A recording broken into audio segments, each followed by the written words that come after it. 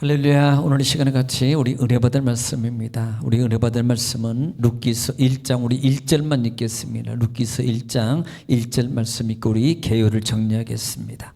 룻기서 1장 1절입니다. 시작. 사사들이 치리하던 때에 그 땅에 흉년이 드니라. 유다 베들레헴의 한 사람이 그의 아내와 두 아들을 데리고 모압 지방에 가서 거류하였는데. 아멘. 자, 오늘도 하나님은 여전히 말씀을 통해서 우리에게 말씀하십니다. 그러므로 하나님 말씀을 받을 때 받는 자세가 항상 중요하다 그러잖아요. 그래서 그 말씀을 내가 사모하는 마음으로 받고 그 다음에 내가 하나님 앞에서 하나님의 음성을 듣는 자세를 통해서 하나님 말씀을 받고 또 삶 속에서 그 말씀을 따라가면이에요. 신명기 28장 1절로 14절의 말씀의 축복입니다. 내가 들어가도 복을 받고 나가도 복을 받고 그 다음에 우리가 소유하고 있는 모든 것들이에요. 내 가정, 사업장, 직장, 가족들 그 다음에 내 터전에 소유가 복이 되고 그 다음에 하나님이 형통하게 될 것이라는 말씀이 그대로 이루어질 수 있습니다. 우리가 꼭 말씀이 증거될 때마다 우리가 또 대답해야 될 말이 있어요. 그 말은 하나님께 하는 말이거든요. 아멘입니다. 아멘은 고린도후서 1장 20절 말씀에 하나님께 영광을 돌린다 그랬고요. 또 아멘은 하나님 말씀이 내 삶 속에서 그대로 이룰 줄 믿습니다라는 말씀을 믿는 믿음의 신앙을 소리를 내어서 하나님께 고백해 올리는 거예요. 또 아멘 우리 마음의 기도의 손이 담겨져 있습니다. 그러므로 말씀이 증거될 때마다 꼭 아멘으로 화답해서 이런 말씀이 능력이 치유가 응답이 축복이 여러분 속에서 그대로 여러분 이루어지고 체험되는 축복의 주인공들이 다 되어지시기를 주의 이름으로 축복합니다. 자, 오늘부터 지난 시간에 지금 룻기서 들어와서 룻기서 개요에 들어갔는데요. 오늘은 좀 정리를 더 할게요. 자, 룻기서입니다. 룻기서. 자, 룻기서라 그래요. 지금 룻기서는 총 엄청 많은 사장으로 구성되어 있습니다. 사장으로 구성되어 있는데 이 구성의 내용이 보면은 그냥 우리가 보편적으로 우리가 룻기서를 접했을 때 아마 많이 들었을 중에도 그 들은 것 중에도 보통 나오미와 룻에 대해서 때로는 보아스와 관계 이 정도에 대해서 많이 들었을 거예요. 그래서 등장인물이 뭐 많이 나오지는 않고요. 예를 들어서 엘리메섹 그 다음에 그 안에 나오미 그 다음에 뭐 아들들은 제가 생각하고 나오미 그 다음에 그 아들들이 나중에 가서 결혼해서 나오는 그 특별히 인물 중에 중심 인물입니다. 누구예요? 룻. 그 다음에 룻과 만났던 인물 중에 하나가 보아스. 네, 보아스. 자, 보아스입니다. 자, 이렇게 스토리가 이렇게 진행돼요. 이 인물을 통해서 진행된다 이 말입니다. 그러면 그 내용의 사상이 대부분 뭘로 보냐면 보통 효예요. 며느리가 그 다음에 시어머니에게 관계, 며느리와 시어머니와의 관계 이 맞습니다. 틀린 건 아니에요. 그리고 그것을 통해서 이루어지는 뭐 속칭 이렇게 표현해요. 러브스토리 뭐 이렇게 표현하기도 합니다. 그런데 이 속에서는 우리가 이런 것으로 보기도 합니다만은 여기에 대한 보상도 됩니다만은 진짜 중요한 것은 여기서 구속사 하나님의 준비하심이 있다란 말입니다. 준비하심이. 자, 그래서 지금 오늘 우리가 첫 번째부터 좀 한번 좀 볼게요. 이미 했지만 자,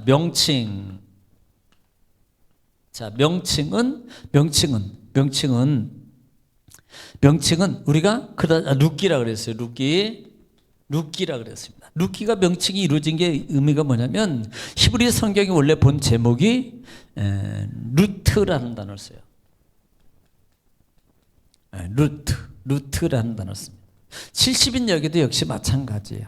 그 이유 중에 하나가 중심 인물입니다. 룻이라는 여인의 중심 인물의 이름을 따서 룻기서라고 했고 그 다음에 룻이라는 이름의 특별히 이 뜻이 중요해요. 뜻이 중요합니다. 그 뜻이 뭐냐면 우정 또는 친구, 뭐 여친, 친구라는 뜻을 가지고 있습니다. 이런 뜻을 가지고 있어요. 자, 그러면 두 번째는 저자예요. 저자는 누구냐? 그럼 누가 기록했겠냐? 여기는 사실요 적자 미상이에요. 원칙이 학자들이 하면 무상이라 그러는데, 또 어떤 학자들은 예를 들어서 탈무드의 기록에 보면은, 탈무드의 기록에는 이 기록이 나와 있는데, 누구라고 표현하면 사무엘이라고 해요. 사무엘이라고. 다윗 왕 시대에 겪었던 그때 관계가 있어서 아마 사무엘이 이렇게 표현해요. 사무엘이 사사기하고 그 다음에 룻기서를 기록했다라고 기록을 해요. 그런데 대부분의 학자들은 작자미상입니다. 대부분의 학자들은 작자미상을 하고 있고요. 그러면 기록연대라 BC 11세기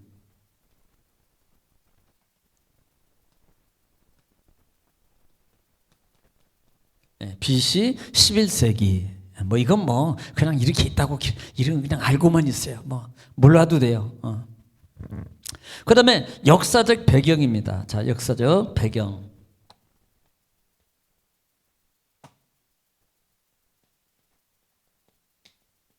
역사적 배경으로 본다면 지금 이 사사기의 배경이 어디냐면, 아니 룻기의 배경이 어디냐면 사사기예요.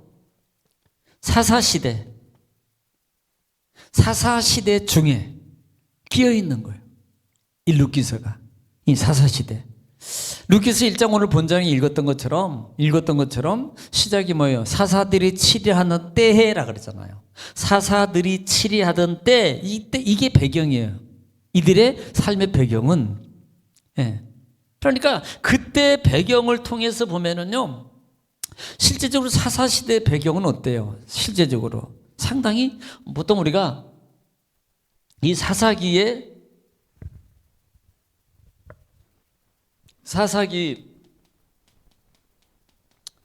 하면은 뭐 암흑시대, 영적으로 육적으로 암흑이야. 암흑 시대입니다. 종교적으로, 도덕적으로, 윤리적으로 모든 것이 실제적으로 암흑기입니다. 이런 암흑기 속에 있을 때에 사실 이런 나오미 룻과의 관계가 참 따스한 어떤 이런 삶의 모습이 상당히 좀 감미롭게 이렇게 우리에게 보여주는 부분이에요. 이때가 이런 시대에 이런 일들이 일어났었구나. 이런 일들이. 그런데 또 하나 볼 수 있는 게, 이런 시대에 정말 이것은 절망이잖아요. 절망. 끝까지 이스라엘 백성들이 왕이 없으므로 자기 소견대로, 이게 마지막의 결론이에요. 그런데 이런 상황 속에, 절망 속에서도 하나님은 여전히 준비하는 뭔가가 있었다는 걸 보라 이 말입니다. 그래서 자, 5절에 다섯 번째로 목적. 자, 목적이 뭐냐?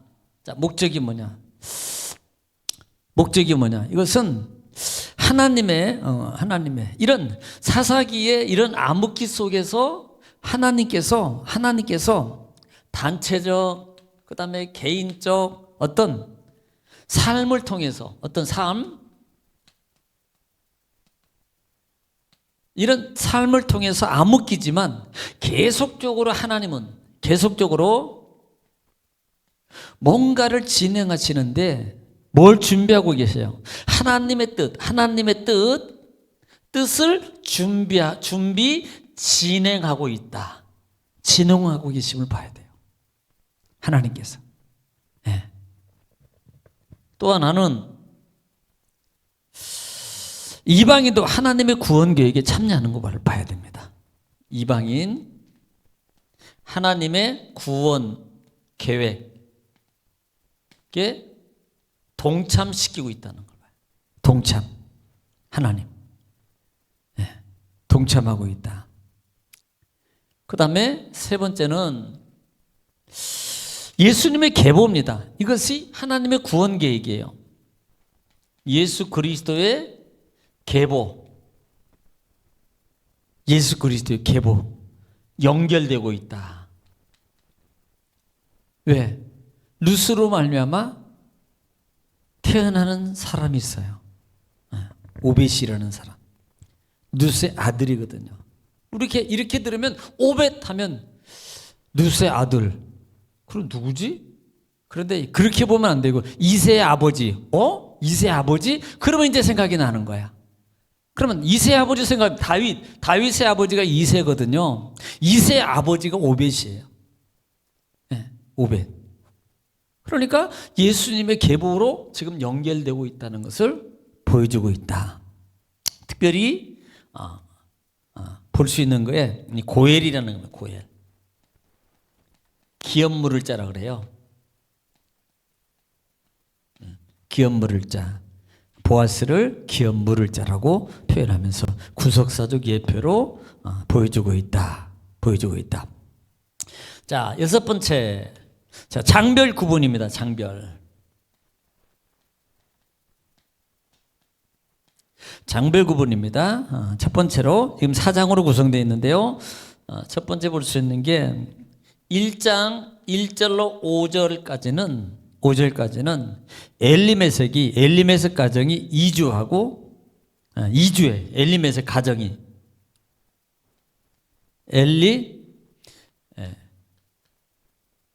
메섹 가정이 베들레헴에서 이사가요.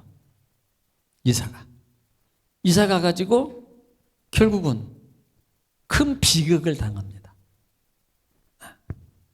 어떻게 보면 참 불행한 거예요. 많은 여기에 이제 구체적인 것은 제가 또 1절씩 읽으면서 같이 설명을 드리겠습니다만은 엘리메섹의 이주와 비극입니다. 두 아들이 말론하고 자기도 죽고 그 다음에 말론 자기 아들도 죽고 말론과 기륜이 죽어요. 엘리메섹도 죽고 자기 아들 남자 두 아들이 이방 땅에서 죽습니다. 참 비극적인 일이 일어나요. 1절로 5절 말씀. 어디로 가냐면 모압 땅으로 갔잖아요. 모압은 가나안 동편에 있습니다. 가나안 동편. 에돔, 모압, 암몬. 모압에 대해서도 이제 나중에 말씀드리겠습니다만은 원래 원칙으로 따지면 모압도 이스라엘의 한 족파 중에 분류예요. 네, 모압도. 나중에 설명을 드리겠습니다. 두 번째는 1장 6절로부터 22절이에요. 22절은 이제는 뭐냐? 나오미하고 룻이 베들레헴으로 돌아옵니다. 귀향. 남편 잃어버리고 아들들 다 잃어버리고 다시 고향으로 베들레헴으로 돌아와요. 베들레헴으로. 자, 그리고 난 다음에 2장으로 갑니다. 자, 2장에 가서는 전체적인 내용이 이제 돌아와 가지고 룻이 어려운 가운데 상당히 경제적으로 어렵죠. 남편이 없으면 더군다나 아들만 남자가 없어요. 그러면요 굶어 죽는 겁니다. 그 당시에는. 그런 상황이 있을 때에 보아스를 만나요. 2장에서 보아스를 만나고 만남이 되고 그 다음에 세 번째는 3장에 와서 3장에 와서는 나오미의 나오미 시어머니 나오미가 계획을 짭니다. 나오미의 계획 어떤 계획이에요? 룻과 보아스를 연결해 주는 계획이 있습니다. 그래서 야 거기 가서 발밑에 나중에 발밑에 가서 자. 이런 이제 작전을 짜줘요. 나오미가 룻과 보아스에 대한 어떤 계획에 작전을 짜고 그것이 결국은 성공하게 됩니다. 그 다음에 4장 1절부터 17절입니다. 1절부터 17절 말씀은 여기서는 이제 결국은 그렇게 되니까 룻하고 보아스하고 뭐 하게 됐어요? 결혼식을 올립니다. 결혼식을 올리게 되고 그 다음에 여기에서 결혼을 했으니까 누가 나와요? 자녀가 나오는데 그때 누가 나옵니까? 오벳이 나옵니다. 오벳이 나와요. 오벳. 그리고 4장 18절부터 마지막 절까지 22절 마지막 절까지는 베레스의 족보라고 합니다.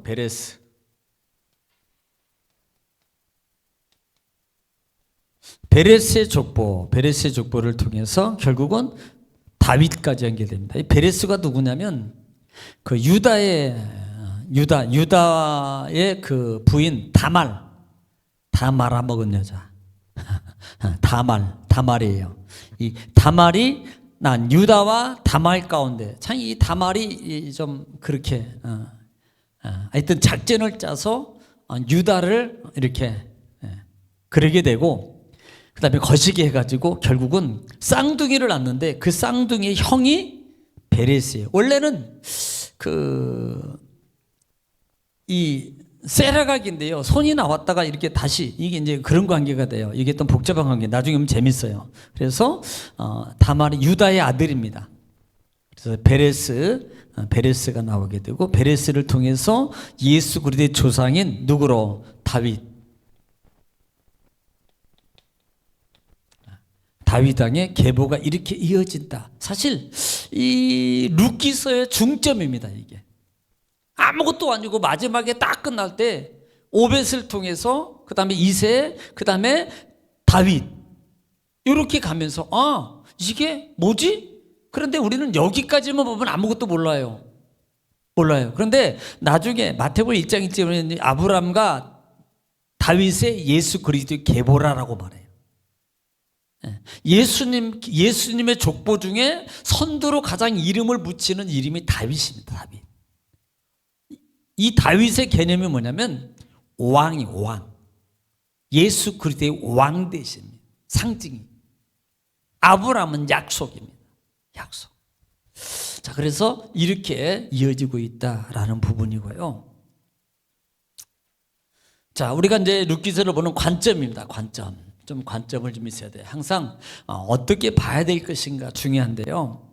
단순히 물론 효도 이렇게 보고 뭐 사랑의 어떤 이런 것도 볼 수 있지만 첫 번째로 볼 수 있는 것이 하나님의 일하심, 일 준비. 하나님은 어떻게 지금 일을 준비하고 계시는가 보란 말이에요. 단순히 볼 게 아니고 가령 예를 들면 뭐 기근, 베들레헴에 기근이 와요. 그리고 모압 땅으로 이주하게 됩니다. 모압 땅에 이주했을 때 모든 걸 잃어버려요. 그리고 다시 돌아옵니다. 다시 돌아와요. 그리고 그 없는 가운데서 이방 여인이 따라오게 되고 이방 여인이 나중에 추후에 보아스를 만나게 되고 보아스를 만나게 되는 거. 이방 여인이 올 필요가 없습니다. 거기는 사실 오는 게 바보예요. 그런데 그 여인이 왜 따라오냐고요. 중요한 건요. 또 이따가 말씀드리겠지만 이 여인이 정말로 믿음이 좋단 말입니다. 이게 중요한 거예요. 믿음이 좋단 말이에요. 그래서 그가 나중에 고엘을 만나요. 고엘이 뭐라 그랬어요? 기업 물을 자. 그리고 이것이 모든 과정이 하나님의 인도하심 속에서 이루어지고 있었구나라는 것을 마지막에 보는 거예요. 뭘 보면서? 다윗 보면서. 예수 그리스도. 이게 준비하심이었구나. 자, 두 번째 볼 수 있는 관점이 있습니다. 이건 구속사적 관점이에요, 이제.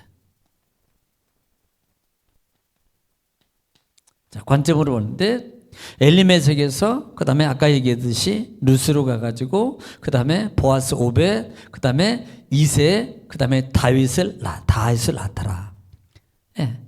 이것이 마태복음 1장 1절 한번 좀 우리가 읽어볼까요? 한번 좀 들어보세요. 마태복음 1장 1절입니다. 한번 좀 들어보시기 바랍니다. 시작. 아브람과 다윗의 자손. 자, 뭐라고 시작해요? 아브람과 다윗의 자손. 다시 시작. 아브라함과 다윗의 자손 예수 그리스도의 계보라. 이게 시작이라 이 말이에요. 그러면서 누구를 등장시킵니까? 아브라함, 다윗을 등장시킨다. 이게 구속사적으로 보는 거예요. 구속자적으로. 자, 5절 한번 볼까요? 5절 한번 읽어보세요. 5절 한번 읽어보시기 바랍니다. 5절 시작. 살모는 라합에게서 보아스를. 자, 살모는 라합에게서 보아스를 낳고 보아스가 누구에게서 났습니까? 보아스 엄마가 누구예요? 예? 예, 라합이에요, 라합. 왜 근데 크게 말을 못하고. 라합이에요, 라합. 라합이 누굽니까? 기생이에요. 가나안 정탐 사건. 이방 여인이라고요. 그리고 특별히 그 신분이 기생이라고요. 그런데 그 기생을 통해서 누가 이어집니까? 예수 그리스도의 족보가 이어진다고요.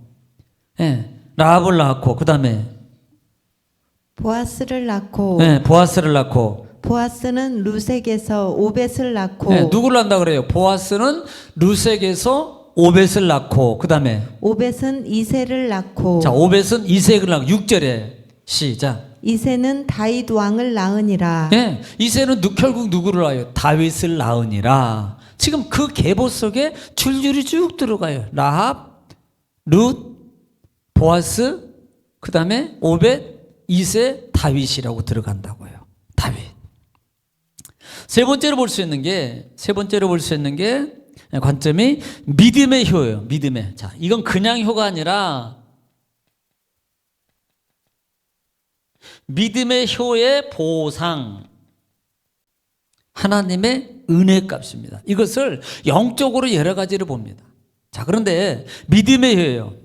믿음의 효. 룻은요, 이방인입니다. 그런데 그가 구원의 반열에 세워지는 그 모습이 그냥 세워진, 물론 하나님의 섭리, 그런데 그에게 반드시 뭐가 있냐면 믿음이 있다라는 거예요.